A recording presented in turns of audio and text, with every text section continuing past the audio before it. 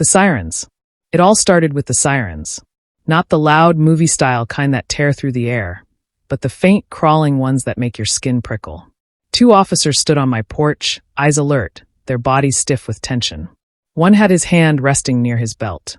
The other spoke the words that still echo in my mind. "Sir, we found a child alone in your car. We need you to come with us." I blinked, the bitterness of my morning coffee still fogging my thoughts. My lips parted, but nothing came out. When I finally managed a sound, it was a whisper so thin it barely existed. "I don't have a child." Confusion flashed between them. Before I could explain, cold metal wrapped around my wrists. I didn't fight it. Something inside me cracked, a fragile, forgotten part of my soul. Maybe I had lost my mind. Maybe this was just another chapter in the chaos that had nearly consumed me once before. 2 years earlier. 2 years ago, everything I believed in quietly fell apart.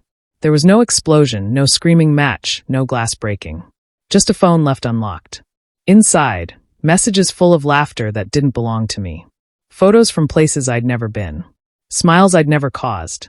She looked younger in those pictures, hungrier. That's when it hit me. I had never been enough. Not then. Not ever.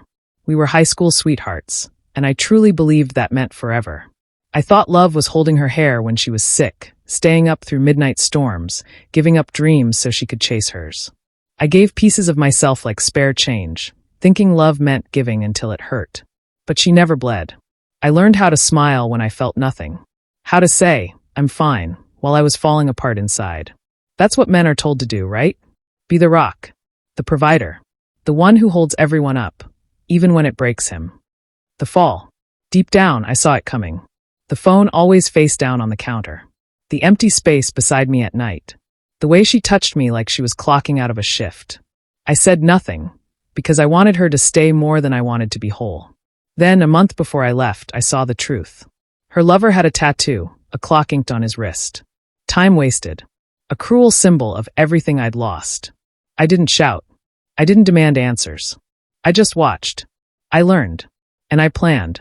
I got a lawyer. Reorganized my finances. Moved money, switched beneficiaries, canceled joint cards. My escape was drawn like a blueprint long before I walked out the door. When I finally filed, she looked at me like I had betrayed her. That cut deeper than anything else. She played the victim in a story she'd written herself. I didn't argue. I didn't explain. I just left, leaving her in a house filled with ghosts and a mortgage I no longer paid. The accusation.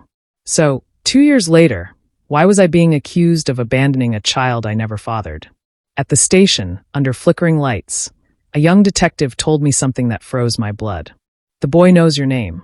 He called you Daddy." The word hit like a blow to the chest. Somewhere deep inside, a piece of me that had long gone numb began to stir. They showed me a photo, big eyes, curly hair. He could have been mine if fate had allowed it. Not by blood, but by choice. She had used my last name for him, even after the divorce. Maybe it made things easier. Paperwork. School forms. Or maybe she just liked the sound of it more than her own. Her new man came and went like smoke. That night, she left her son in the car while she went inside a club. The man panicked when the boy wouldn't stop crying and drove to my old house. He left the child in my parked car. Neither the police nor the boy knew the truth. I was the only father that child had ever known. Revelation and resolve.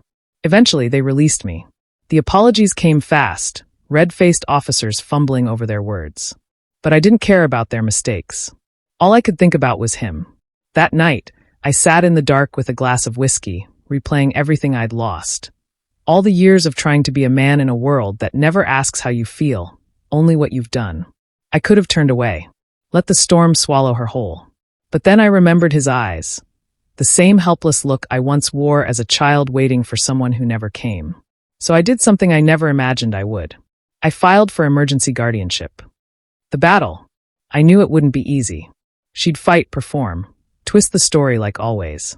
But this time I came armed, with reports, statements, timelines, receipts, both literal and emotional. In court, I watched her squirm under the weight of truths she'd buried for years. Her new lover didn't show. Her mother stayed silent. When the judge granted me temporary custody, I didn't smile. I simply exhaled, for the first time in years. Not for me. For him. Becoming. Now he calls me Dad. That same word that once felt heavy and undeserved now feels warm, real, and alive. I'm not perfect. I never will be. But I show up. I listen. I break the cycle, even when it hurts. Sometimes she reaches out. Not for him, never for him. Only for me. Out of guilt or loneliness, or to see if she still has a hold on me. She doesn't. That broken, quiet man she once left behind no longer exists. This version of me, forged through fire, endures. I'm not just surviving anymore. I'm rebuilding. And the child she left behind is the reason I finally became whole.